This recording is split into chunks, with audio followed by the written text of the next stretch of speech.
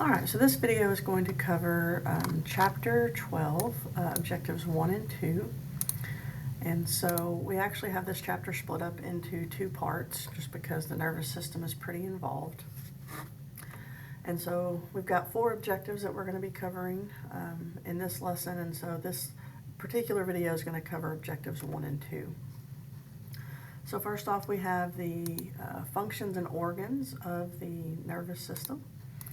And so the nervous system is pretty much our control center, and so the first thing it's going to do is it's going to detect and kind of take in sensory information, and then it's going to process that. So we start by bringing in information through our senses. It's going to be processed and integrated here, and then it's going to actually carry out some type of body process. So and we're going to kind of look at these 3 main functions here later on in the lesson as well. So the nervous system is pretty much just responsible for controlling all of our body responses. Now there's 3 main parts. We have the brain, which is kind of the main control center, the main processing center. This is where that integration is going to be taking place. And so essentially the brain is going to regulate homeostasis. And remember that homeostasis is just keeping all of our internal conditions constant. So it's just making sure that our cells are staying in check and everything is as it should be within a normal functioning range. Then we have the spinal cord, which is going to be the site of our reflexes. It's going to be a pathway between the brain and the rest of the body and the brain. And then we have our nerves, which are going to be called fibers.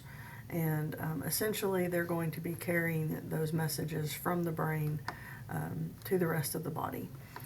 And so the next, well, we'll go ahead and stop and answer a question real quick, but which part of the nervous system is responsible for processing sensory information and executing the proper response? That is going to be the brain. And so as we kind of look at those 3 main organs, the brain, the spinal cord, and the nerves, we are going to see how they fit into the nervous system as a whole.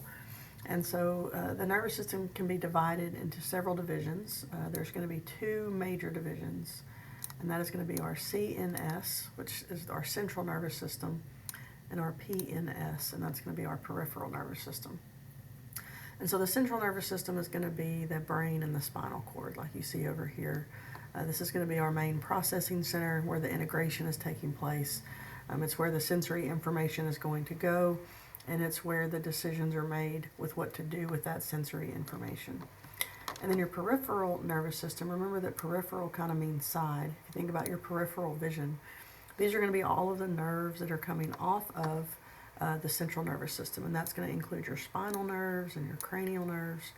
These are coming off the spinal cord, and these are coming off up here into the brain. And so it's going to communicate between the central nervous system and the body.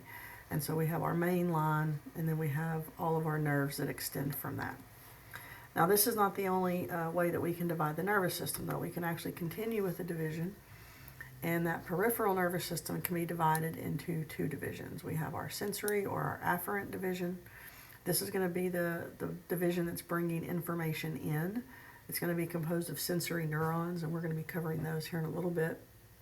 But they're going to essentially carry messages to the central nervous system.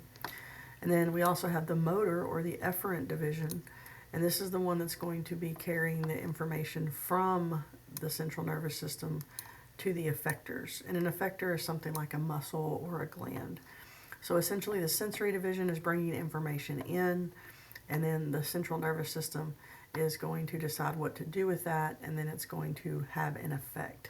And so the motor division is going to be carrying the information to the body effector that's going to carry out that response. And the division continues, and that motor division can be further split into autonomic and somatic.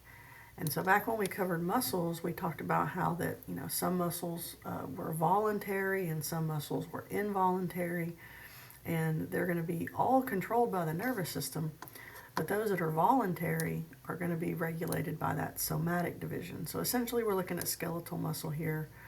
And then everything else is going to be regulated by the autonomic division, and this is going to be your involuntary responses, things like your breathing, your heart rate, your blood vessel constriction and dilation.